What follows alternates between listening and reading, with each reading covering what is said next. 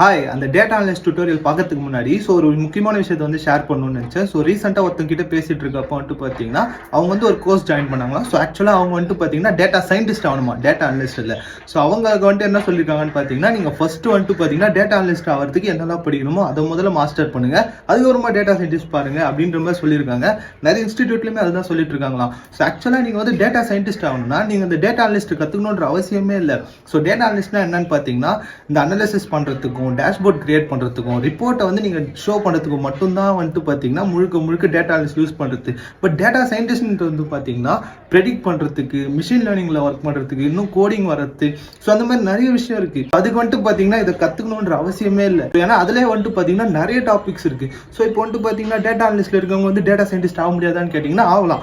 அவங்களுமே பாத்தீங்கன்னா முதல்ல இருந்து மொத்தமே படிக்கணும். லைக் இந்த ஸ்டாட்டிஸ்டிக்ஸ், மிஷின் லேர்னிங், கோடிங் இதெல்லாமே கத்துக்கிட்டு அதுக்கப்புறமா தான் அவங்களால ஷிஃப்ட் ஆக முடியும்.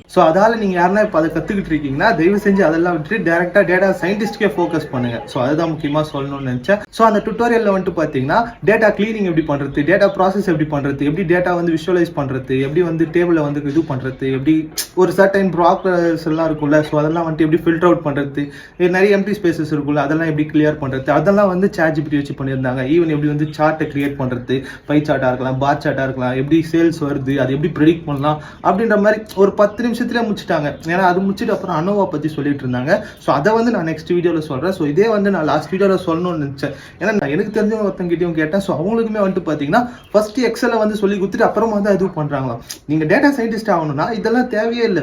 அதை பத்தின ஒரு அண்டர்ஸ்டாண்டிங் இருந்தாலே போதும். நீங்க ஃபுல்லாலாம் உட்காந்து பார்க்கணும், அந்த ஃபார்முலாஸ்லாம் மெமரி பண்ணணுன்ற அவசியமே இல்லை. சப்போஸ் எனக்கு கோடிங்லாம் இன்ட்ரெஸ்ட் இல்லை, எனக்கு ஈஸியா எனக்கு ஐடியில் ஒரு ஜாப் இருக்கணும், அதுவும் பாத்தீங்கன்னா ஈஸியா இருக்கணும் அப்படின்னா நீங்க இந்த சைடு போகலாம். பட் இதுவுமே கொஞ்சம் கஷ்டமா இருக்கும். அதை தாங்க முக்கியமா கன்வே பண்ணணும்னு நினைச்சேன். அது ஒரு வீடியோ சொந்தமா நிறைய வீடியோஸ் பார்க்க மறக்காம ஃபாலோ சப்ஸ்கிரைப் எல்லாம் பண்ணிக்கோங்க. And also video